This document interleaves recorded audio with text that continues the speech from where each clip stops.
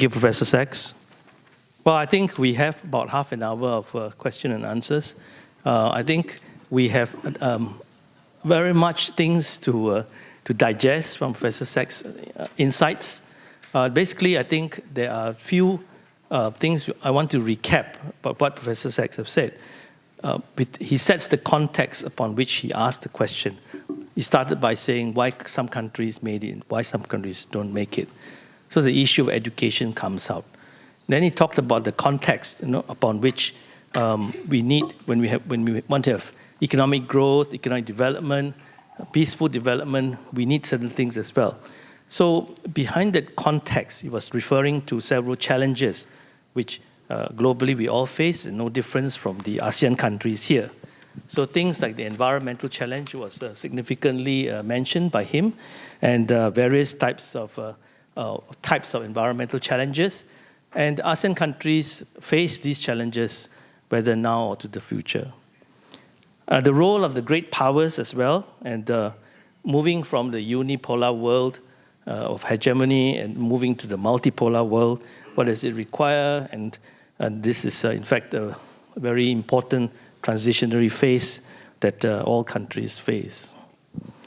So the third point, the third context he talked about was technological advancement in AI, and again, the necessary tool for economic development. So these fundamental challenges in technology will cause much disruption and displacement. So let me just begin by asking Professor Sachs one question while you are all preparing your questions. I already see some hands raised for it. So this year's Nobel Prize was won by Mocker, Philippe Agnon, and Peter Howitt. So one important contribution that they have made is that the success and the progress of a country's economy depends very much on innovation, and with it, the notion of creative destruction. It suggests that the existing paradigm of countries' growing economic model cannot be just a smooth trajectory based on what we used to study in textbooks, accumulated capital, productive capacity, and the given technology. Where and how that technology manifests itself often left out, taken as given and so on. So the missing link that they come up is innovation and creativity. But this seems to suggest that also the success of any economy depends very much on, not state-directed intervention and economies being free. So I would like to ask you, what is then the role of the state, and how can reconcile? For example, many countries talked about we need state intervention to provide the catalytic for growth. So this, I think, will be very relevant for ASEAN countries. Excellent. Yeah, thank you very much. The Nobel Prize this year was won for a series of mathematical models that captured, as you say, an idea of Joseph Schumpeter, who was an economist, academic at Harvard in the middle of the 20th century. He said, by the way, famously in his life, that Schumpeter said, I want to achieve three things in life. I want to be the greatest economist in the world. I want to be the greatest horseman. He was, of course, Viennese. And I want to be the greatest lover in Vienna. And he said, I've achieved two of the three, but I won't tell you which. But he did achieve greatness as an economist in a book called Capitalism, Socialism, and Democracy, written in 1942 in the middle of World War II. And he depicted capitalism as creative destruction, meaning that it was based fundamentally on technological advance, but that advance also destroyed the previous incumbents of a particular sector. So you could think electric vehicles is an example of creative destruction. Xiaomi and BYD, maybe Tesla, will survive, but whether Ford Motor Company survives is another matter. but the old industry of internal combustion engine won't survive. Now, what is free about creative destruction is that the society has to allow the old to decline to make room for the new. Whereas if the political order protects the old rather than making room for the new, you don't get the technological advance. And this, in essence, is what the Trump administration is trying to do right now to protect the U.S. market in automobiles. He has no interest in electric vehicles. So inside the U.S., he has slashed any incentives for electric vehicles. And externally, he's putting on high tariffs to keep low-cost, high-quality Chinese electric vehicles outside of the U.S. market. In other words, he's preventing creative destruction. And what will happen? What will happen is, if this continues, the U.S. auto industry will disappear, and China will dominate the world in vehicles. And ASEAN, if it's smart, will be producing a lot of Chinese electric vehicles in joint ventures in the next 15 or 20 years. So invite them to Indonesia, Malaysia, Laos, and so forth to produce cars in ASEAN, because all the factories will not be in China by any means. So this is the interesting point. And what these modelers did this year was show you could model in a very nice way Schumpeter's point. It does raise the question, where does the innovation come from?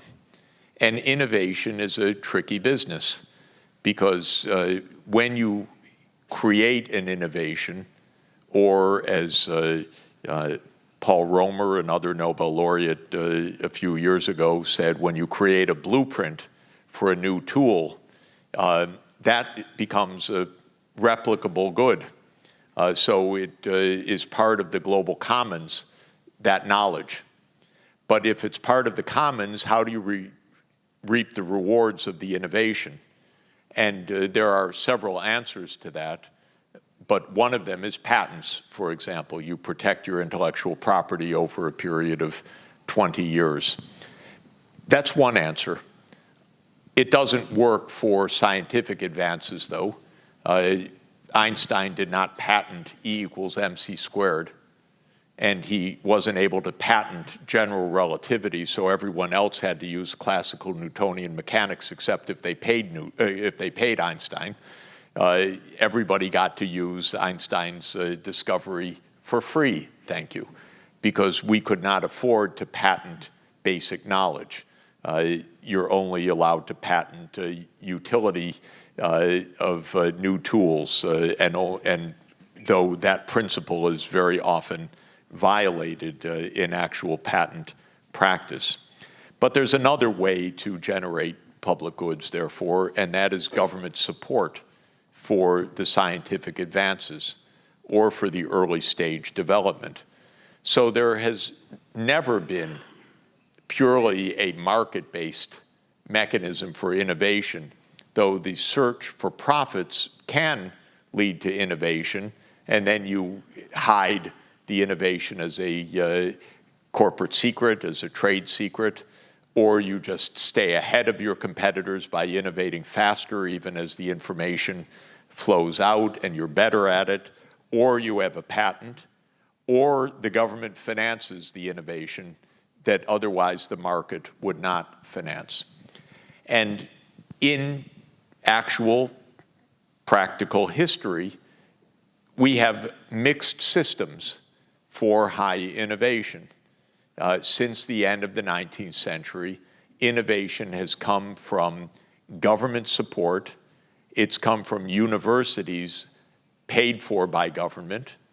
It has come from corporate monopolies like AT&T, which ran Bell Labs, which gave us the transistor in 1947. It's come from patent rights. It's come from trade secrets. It's come from stealing other people's ideas. It's come from all sorts of directions. So the idea that this is a market phenomenon is not right. it's an ecosystem, we know. Some of you are involved in financing the innovation ecosystem.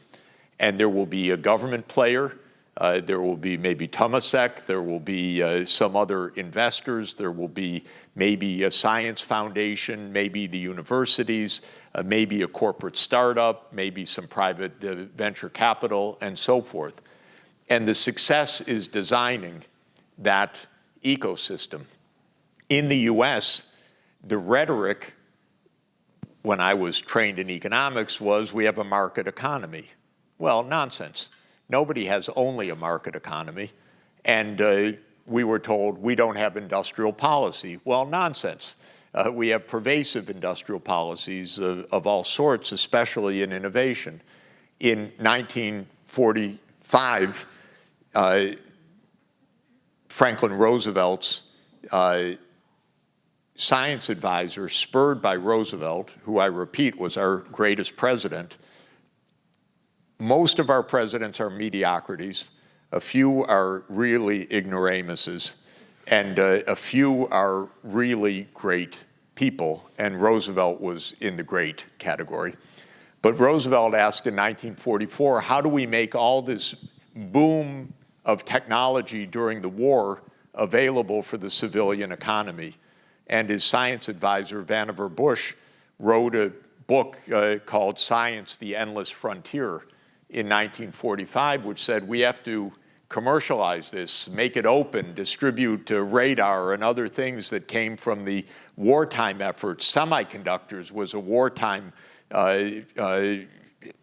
advancement, computers and so forth, and make this available. And they developed the National Science Foundation, scholarships, linkages of government contracts to the private sector. Silicon Valley was made by the space program in the 1960s, which bought up so much of Silicon Valley's output by the space race in the 1960s, and so on. The internet is a Defense Department project, of course. The genetics sequencing was a government program. And the list is endless. So it's always been partly government supported. Last year's Nobel Prize was for three people who said the US will inevitably win the innovation war because it has an open system and China will lose. I doubt it. I really doubt it. Nobel Prizes are not awarded for accuracy, by the way.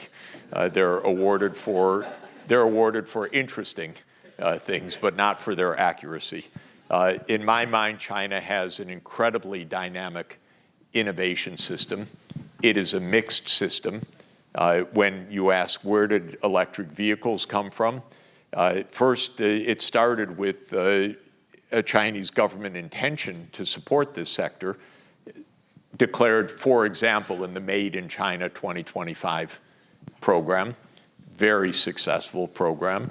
But then it came from 400 private, entrepreneurial, heavily competitive electric vehicle producers, many of them phone companies and others that are getting into the car business for the first time and completely outcompeting Ford, GM, Mercedes, doing things that they shouldn't be doing because the incumbents are protecting their defunct technologies rather than competing in the new technologies.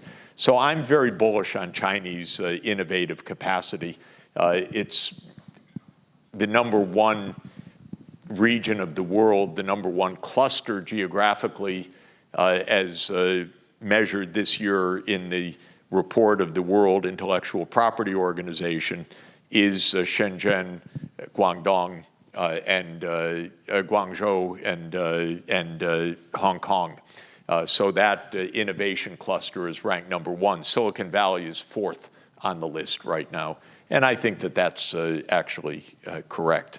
One thing that China has that the United States doesn't have is that China not only innovates, but it actually produces, whereas the United States innovates and it outsources to this region. That's not so effective, actually, because there's also a feedback from the production back to the innovation, and China has a production innovation system that the United States does not have.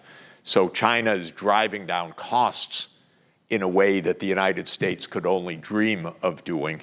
And that is partly because of the direct feedback from innovation to manufacturing cycle back to innovation. And that has been lost in the US context.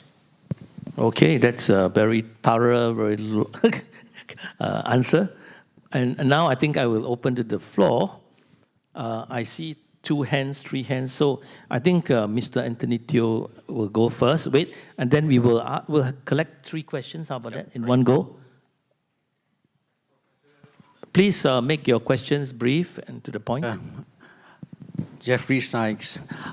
I went to my 55th reunion, and they told me that you got to watch out for this radical economist called Jeffrey Sachs. Good. And I'm so happy to hear you, because you are more than radical. I have a question, but if I could just get on to your 30 years ago, yes. And about that time, Gore was running for president, and he had a debate with the third party from Texas, and he was recalling the Smoot-Hawley proposition, why we must have free trade. And he lost the election. But Bush came in, and now, 25 years later, we have moved all the way to the other way, where it's anti-Smoot-Hawley. It is a tariff war. Yeah. And we believe in all the free trade, and we are the most promiscuous free trader. We have about 70 to 90 free trade agreements. And at the end of it, you say the number 1 proposition. The number 1 proposition is worse, because Trump has commercialized the presidency. Yes. Never done before. And how do you put that angle into your number 1 proposition? Because if the Constitution itself is at risk, then we depend on people like you to go on YouTube, bully pulpit, to speak on our behalf. Because we are only one voice. When our DPM went to Washington, D.C., he did not get too much of high-level attention. Thank you. Great, thank you. Okay, we have the second one, Dr. K.K. Quah. Here first. The greetings from the class of 76 from the Harvard, and to your Mrs. Sonia. Okay, my question is, you have portrayed convergence theory and a bit of a diffusion theory. So how do you explain that China phenomenon? With the Pax Seneca, would it be the same as Pax Americana or Pax Britannia in the past? And that's what we in this region fear, And so you have to let us assure us that it will not be the same story. It will be played all over again, That's right. So Chinese domination. yes. Pax Seneca, sorry. Yeah. I didn't hear that. Okay, Yeah. got it. Pax Seneca, got it. Perfect. Okay. All right, thank you. Mr. Louis. Thanks.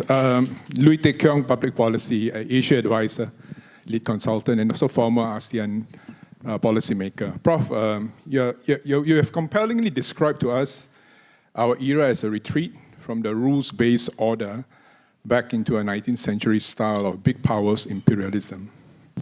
So where spheres of influence and military might are again dominating statecraft.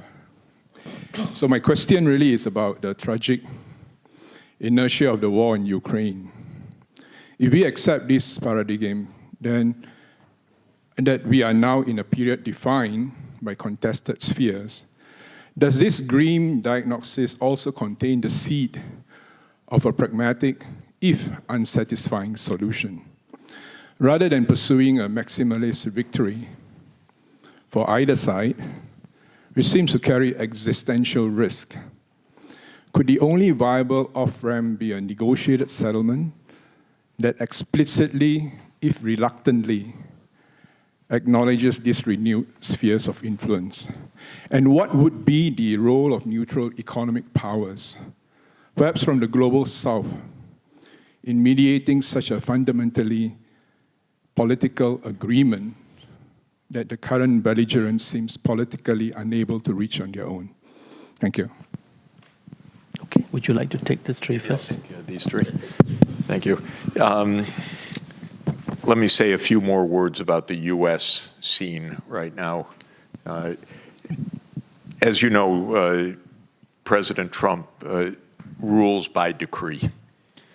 Almost everything that has been done and almost every controversial action that has been taken has been by his decision alone.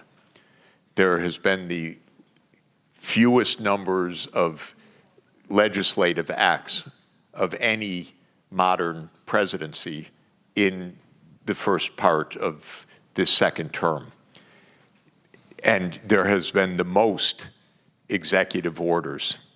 And if you go on the website of the White House and look at the executive orders, they all pretty much start the same way. By the powers invested in me as President of the United States and under the International Economic Emergency Powers Act, I declare an emergency. And the emergency could be fentanyl, the emergency could be a trade deficit. It's mind-boggling how flagrantly illegal all of this is and how flagrantly dangerous all of this is. From my point of view, everything that Trump has done about international trade is a gross violation of the Constitution, because Article 1, Section 8 of our Constitution declares that all duties are the responsibility of the Congress. Trump does not have the authority to remake the trade system. And if he tried to do what he's doing right now, it would not pass Congress, because there would be such competing interests and outcry in the public among consumers that this would not pass. The two lower courts in the United States have ruled what Trump has done illegal. We had a case in the International Trade Court, which is the unique court for taking on trade disputes, and they said Trump exceeded his authority. That went to the Circuit Court of Washington, D.C., the Court of Appeals, and they said by a 2-to-1 vote that exceeded his authority. The dissenting opinion in that vote is the case that many on the Supreme Court will adopt. The dissenting vote said we should defer to the commander-in-chief, because this is a matter of national security, the president tells us. This is an emergency, and who are we as the courts to second-guess that? So the minority opinion defines what many on the Supreme Court will decide. The court is probably among the 9 votes right now, 4 against Trump, or Trump's powers, 4 in favor, and the Chief Justice being the swing vote. Now, for Sonia and me, the interesting point is the Chief Justice is our classmate. So we're waiting to see what he learned in college. Did he learn that we have a democracy and a rule of law? Or did he learn that you just better follow authority? And I don't know what this is going to be. But if the Supreme Court rules with Trump, it's pretty much the end of our democratic system, which is already way down the line of disappearing. Why is it disappearing? Because the U.S. is an empire. It's very hard to run an empire on democratic terms. Our country's run on secrecy. Foreign policy is completely in the hands of secrecy, not public debate or discussion. The Americans have no role to say about the Ukraine war or the war in Gaza or an attack on Venezuela. No one asks, cares at all of those who are making the decisions. And since that's so much part of the work of empire, it is what the Americans became. The system also became profoundly corrupted. Campaign contributions are about $16 billion per cycle, election cycle now. And that means it's not a lot of money to buy the US, by the way, because you buy a multi-trillion-dollar government and you buy the levers on a $30 trillion economy, so it's very cheap. And Elon Musk and Peter Thiel and others figured out this is cheap. This is, Elon can do that by himself, and he did. And he stood up there and he told the voters, I give one of you $1 million every day. This is rounding error for him, but it's a compelling democratic politics, if you will, or populist politics, I should say. So the system is wrecked in this way, and we don't know whether it will return.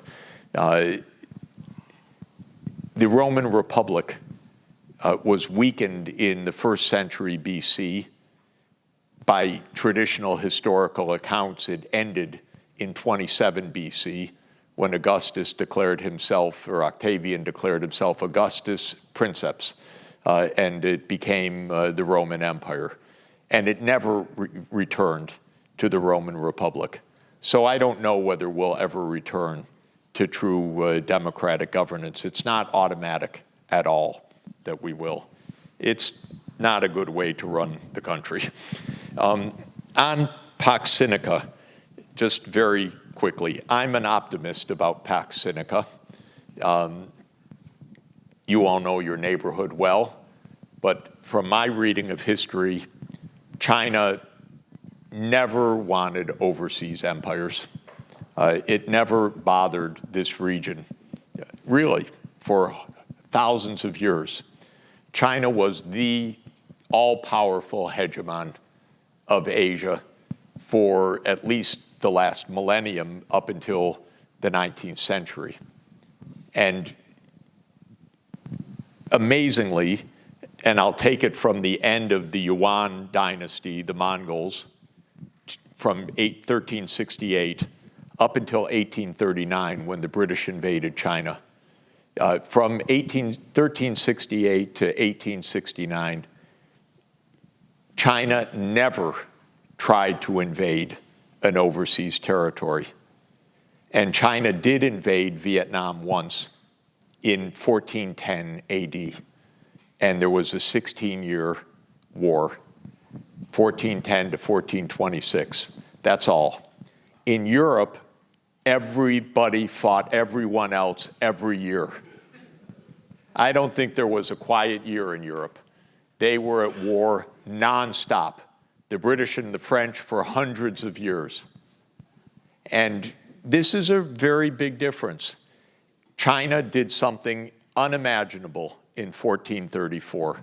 It had the biggest naval fleet in the whole world. It commanded the Indian Ocean. It could reach East Africa. It could have discovered the Americas. It could have circled the Cape of Good Hope. It could have crossed the Pacific. It could have done all those things. Instead, the Mandarin court of the Ming Dynasty ended it, said, what do we need ships for? We have everything here. And our big problem is coming from the north, coming from the steppe region. So we better defend against the steppe region. And even China's expansion in the 18th century, during Qianlong's rule as emperor, was not really Chinese. It was Manchu victories over the Mongols, over Xinjiang and over Tibet. But that was a fight within the steppe region, countries, not peoples, not Han Chinese invasion abroad. I think the history of the Chinese tributary system is China wanted respect, always. If you bow down to the emperor as the celestial ruler, that was enough. China didn't really ask for material tribute, unequal trade, extraction of resources, colonies, land, conquests, never. Now, does that prove that China would not? Almost, in my view.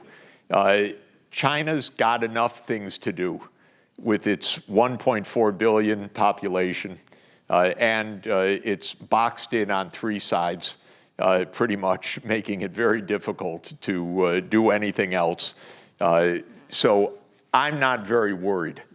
My own view, I don't mean to be flip about it, but the militarization of the South China Sea, to my mind, is a defensive reaction to the US Navy, not a provocation by China. The US flaunts the idea of choke points on China's sea lanes. It flaunts them. It's in our textbooks. The first island chain is an invention of John Foster Dulles in the early 1950s. How would America like if China declared that the US can't reach the Caribbean because there's a first island chain to prevent the US from reaching the Atlantic Ocean? Are you kidding? But that's American formal policy.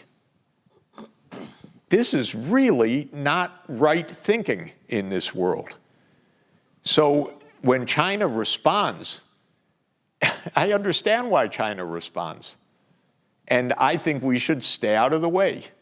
Of course, China does not then have freedom to abuse the rest, but frankly, why would China? They don't need colonies, land. They do need trading partners and places for investment, and that's good. That's a win-win proposition. So I personally believe in a peaceful region here that is not dependent on US policing. I think the US makes the noise, but I don't think it helps the peace, personally. This is my own view.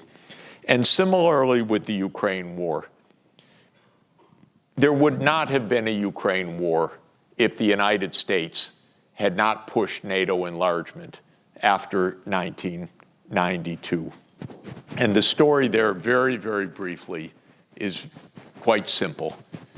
After World War II, there was no treaty to end World War II. What the Soviet Union said after World War II was that Germany should be demilitarized and neutral. And that made perfect sense because the Soviet Union lost 27 million people to Hitler's armies in World War II. And so the Soviet Union wisely said, demilitarize and neutralize this country. The United States said no. To the contrary, the US said, we now arm Germany because we want to defend against communism. And so an ideological approach rather than a pragmatic, realist approach was taken. And the United States said, we will rearm Germany, create NATO, and get ready for a war with the Soviet Union, which was not what the Soviet Union wanted. What the Soviet Union wanted was security against another invasion coming from the West. But the US said, no, what the Soviet Union wants is expansionism, and we will have a divided Germany. In 1990, because of Mikhail Gorbachev, who was a man of peace, and in my view, the greatest statesman of our age, actually, and somebody I admired tremendously, not liked in his country because he's remembered for the collapse of the Soviet Union and for high inflation, but he was the greatest statesman of the time, except that he trusted the US. He said, I want to end the Cold War. And so he ended the Soviet military alliance unilaterally, the Warsaw Pact. And when Helmut Kohl said, we want to reunify Germany in 1990, the Western countries told Gorbachev, we will not take advantage. If Germany reunifies, we need a treaty because we never had a treaty to end World War II. So we need what was called the 4+2 treaty, which was to end the war and reunify Germany. And in that context, on February 7th, 1990, the German Foreign Minister, Hans-Dietrich Genscher, and the US Secretary of State, James Baker III, told Gorbachev the same thing: NATO will not enlarge 1 inch to the east. And then Helmut Kohl was told that, Helmut Kohl told Gorbachev that on February 10th, 1990. That was the basis of German reunification. Then the Soviet Union ended in December 1991. I was in the Kremlin that day, by the way. It was, in fact, with President Yeltsin. And he told us the Soviet Union is ending. The United States immediately decided it wasn't bound by any agreements. We're now the sole superpower. We can do what we want. So already in 1992, they began to plan for NATO enlargement, a complete and reckless cheat. And President Clinton, in 1994, January, announced it. He was a very inconsequential leader. Not very deep, not very strategic, not very knowledgeable, not very responsible. And so he began NATO enlargement. And NATO enlarged first to Hungary, Poland, and the Czech Republic in 1999, and then in 2004 to Estonia, Latvia, Lithuania, Bulgaria, Romania, Slovakia, and Slovenia, 7 countries. And the Russian leadership said, stop this. You told us none, and now it's already 10. And the United States said in 2008, we're not done, and you have no say about it. And we never promised you anything, which is a blatant lie. And so the United States in 2008 said, we're going to go to Ukraine and to Georgia at the Bucharest NATO summit. That's why we have this war, because Russia said no. But what was added to this was in 2002, the United States unilaterally abandoned the anti-ballistic missile treaty, which was a great destabilizer, because the ABM treaty was for mutual deterrence of the nuclear forces. And the US started putting in anti-ballistic missile systems in Poland and in Romania, the Aegis missile systems, and the Russians said, wait a minute, you're destabilizing the nuclear framework and you're expanding NATO. One more thing brought us the war, and that is the Ukrainians elected a president that wanted neutrality because Ukraine is in between the West and the East, or in between Russia and the West, I should say. And so they elected a president that wanted neutrality, and the United States does not like neutrality, as you know. This is a problem for here, too. The US doesn't like neutrality. That's an imperial idea. We don't like neutrality. You're either with us or you're against us. So the US helped to overthrow that president on February 22nd, 2014. It was a coup, and the US was an active part of the coup. That's what caused the Ukraine war. By the way, the media say everything I said is propaganda. And I can tell you, everything I just said is absolutely true. But we live also in a world of government spin. And I told you who owns the media. And it's a symbiotic relationship between the media and the security apparatus. And so what we hear in the West is simply not true. So this was a war that was provoked, absolutely, by US unilateral actions. I tried for 3 years to get in 700 words to this effect to the New York Times. And I said, it doesn't even have to be in print, just put it online once. They wouldn't publish even 700 words by me to retell this story, because it's not interesting, apparently. So this is where we have problems. If we don't behave, we're going to end up blowing each other up. And this is where we need prudence of the major powers. And we need honesty and maturity. And it's not about Russia's attitude to Ukraine, it's about the United States' attitude to Russia that's at stake here. And the US completely miscalculated. And I know it because I heard it from senior US officials for 20 years. They said Russia's a pushover. We can do what we want. Who's going to stop us? And the answer was the Russian government. And that's what they got wrong. And so we need to be careful. And I can say to the diplomats here, it's important to help educate the Americans. Please. It's important for the world. We need some truth-telling because that way we'll stay safe. And I can say as an American, maybe I'll end here, and I know I go on way too long.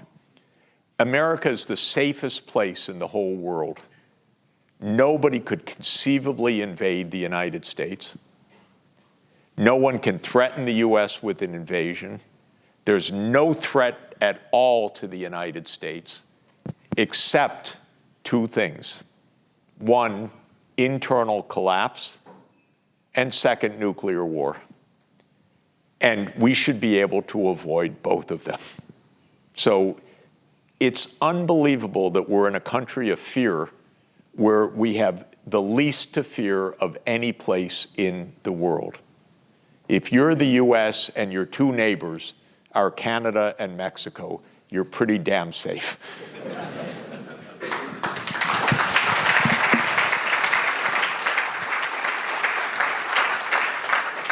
Okay, I'm mindful for time. Join me again to thank Professor Sachs for his very candid comments on everything. And I think the most important thing that we hear is that we need a peaceful world in order to ensure economic prosperity.